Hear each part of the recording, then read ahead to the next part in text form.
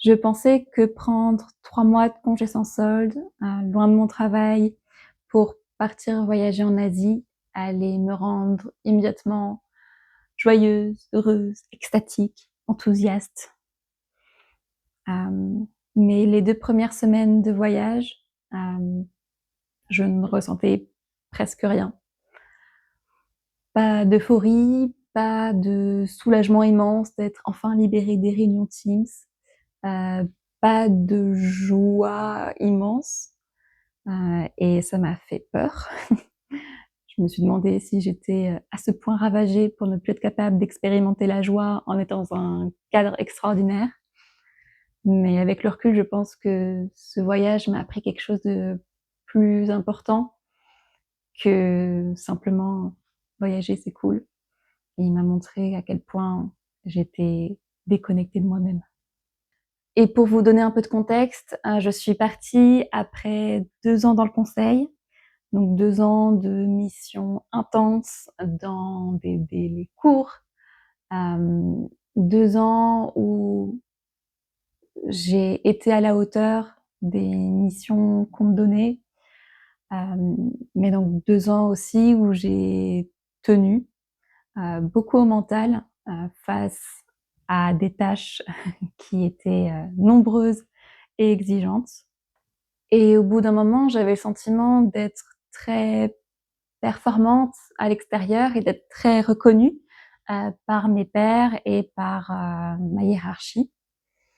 Mais je me sentais vide à l'intérieur, comme si j'étais tellement fatiguée que je fonctionnais uniquement en pilote automatique, à essayer de tenir jusqu'au prochain week-end, jusqu'au prochain jour férié, jusqu'au prochain congé.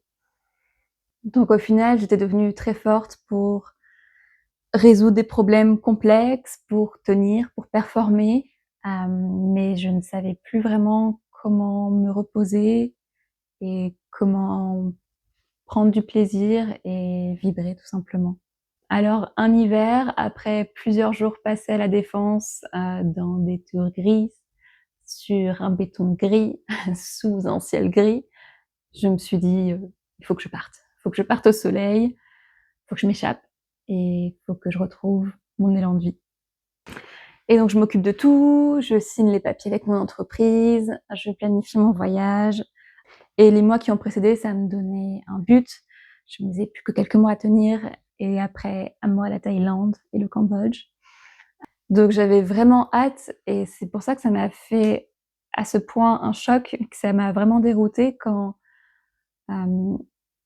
les 2 premières semaines, même en étant dans un cadre idyllique, même en étant en vacances, j'avais du mal à me sentir pleinement bien, pleinement joyeuse, pleinement enthousiaste, avec de l'élan.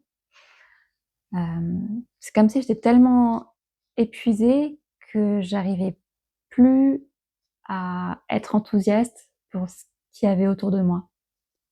Et j'avais imaginé que dans la seconde après avoir quitté mon travail et pris l'avion, j'allais immédiatement, voilà, être de nouveau pleine d'élan. Mais je pense que mon corps et mon mental avaient besoin de temps pour redescendre et pour relâcher la pression qui s'était accumulée pendant quelques années. Et je me suis rendu compte aussi qu'une des raisons pour lesquelles mon système avait du mal à se relâcher, c'est que j'avais oublié comment vivre lentement. C'est-à-dire que pendant mes premières semaines de voyage, je les ai gérées comme je gérais ma to-do list. C'est-à-dire que j'avais mon programme, mes temples, mes restaurants, tout était planifié, presque.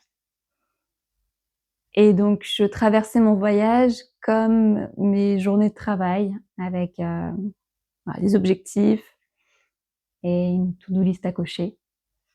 Et une fois arrivée à Chiang Mai, après 2 semaines en Thaïlande, j'ai essayé de lâcher le mode action pour activer le mode chill.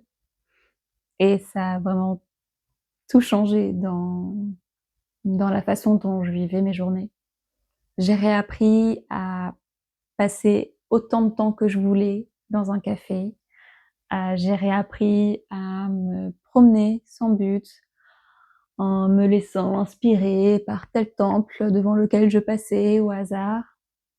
J'ai réappris à me laisser toucher par la beauté qui était autour de moi, par les discussions que j'avais avec les gens que je rencontrais. En fait, j'ai réappris le temps sans objectif et c'était libérateur, vraiment.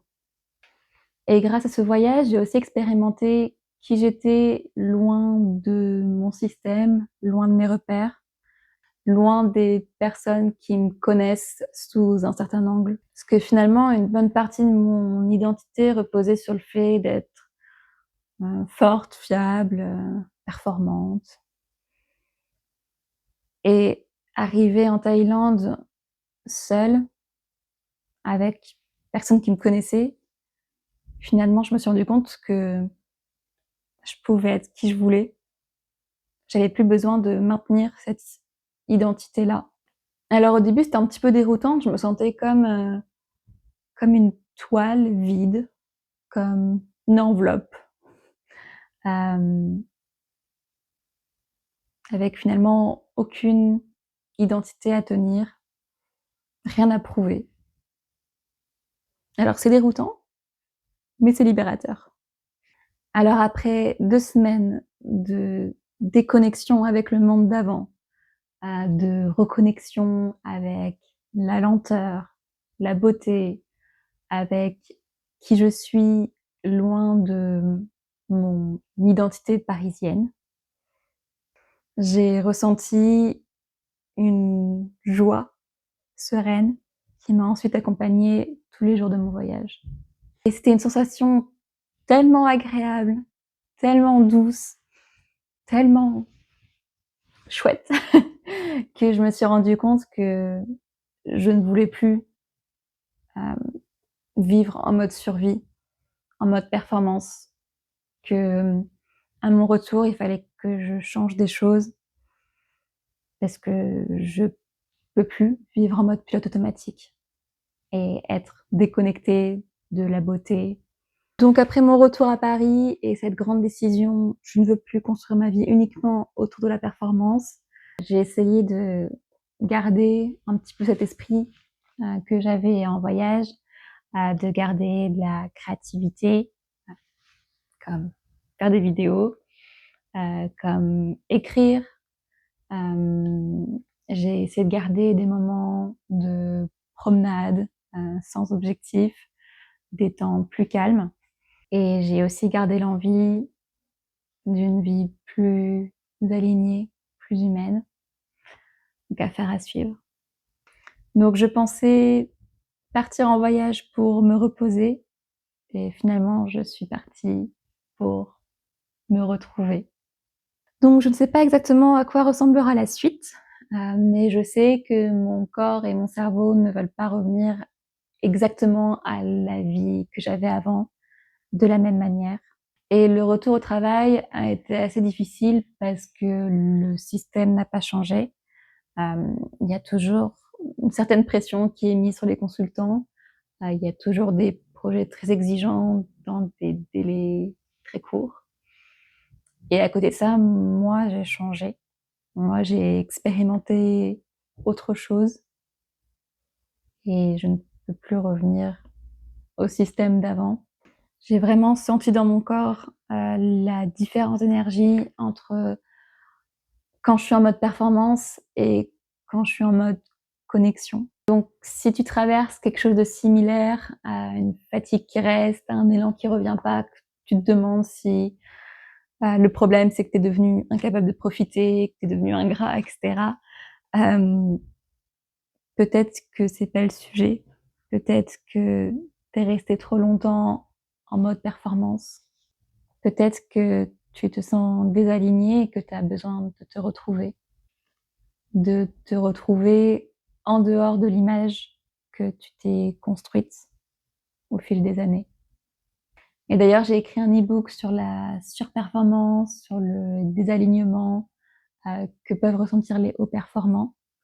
Donc j'y propose des prises de conscience et des petits exercices d'introspection pour retrouver le chemin de l'alignement. Je mets le lien en description. Donc n'hésite pas à t'abonner si tu as envie de découvrir plus de contenu sur la fatigue des hauts performants et comment retrouver son élan de vie. Et en attendant, merci beaucoup de m'avoir écouté et à la prochaine.